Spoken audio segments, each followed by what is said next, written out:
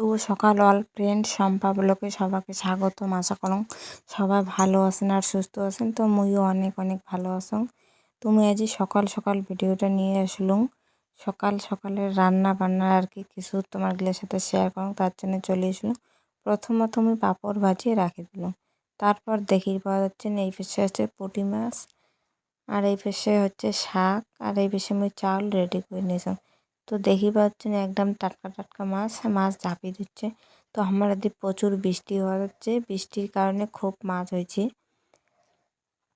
তো আর এই পাশে দেখি পাচ্ছেন মুই দুইটা আলু কেলে আর আগে দিছুং, এই পাশে ভাত বসে দিছুং, আলু সিদ্ধ ডিম মাছ ভাজা, তারপর হচ্ছে শাক পাঁপড় ভাজা। ঠিক আছে, তো পাঁপড় ভাজি রাখছুং, মাছ ভাজা চড়ে দিছুং। আর এই পাশে হয়ে গেল মাছ ভাজা, এক খোলা মাছ ভাজা হয়ে গেল, আরও আছে। আর এই পাশে মাছ ভাজা রাখিয়ে মুই শাকটা চড়ে দিছুং।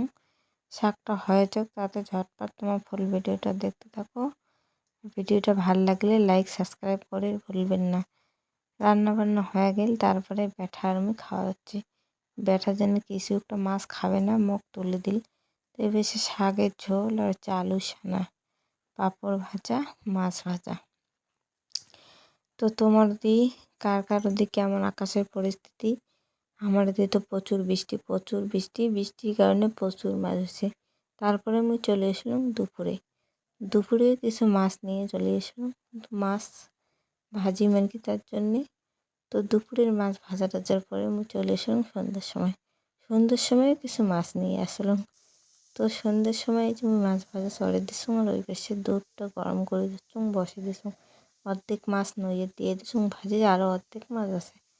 তারপরে মনে হল যে সন্ধ্যের সময় কিছু একটা বানিয়ে খাং। তারপর আমি যে ভোগরা চেয়ে ভাজি দিচ্ছুম।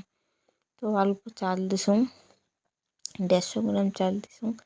150 গ্রাম চাল ভোগরা চেয়ে ভাজিয়ে মাছ দিয়ে আর কি খাই, মাছ ভাজা দিয়ে। তো দারুণ লাগে খাইতে, দারুণ। তোমরা একবার হলে বাড়ির ট্রাই করে দেখবেন কেমন লাগে।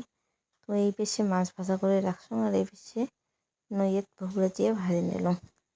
তারপর ভাজি টাজি নিয়ে মাছ নিয়ে চলে আসলাম ঘর, ব্যাটার সাথে খামো। তো খাওয়া শুরু করে দিছি। কেমন হচ্ছে? দারুণ হচ্ছে, দারুণ। টাটা।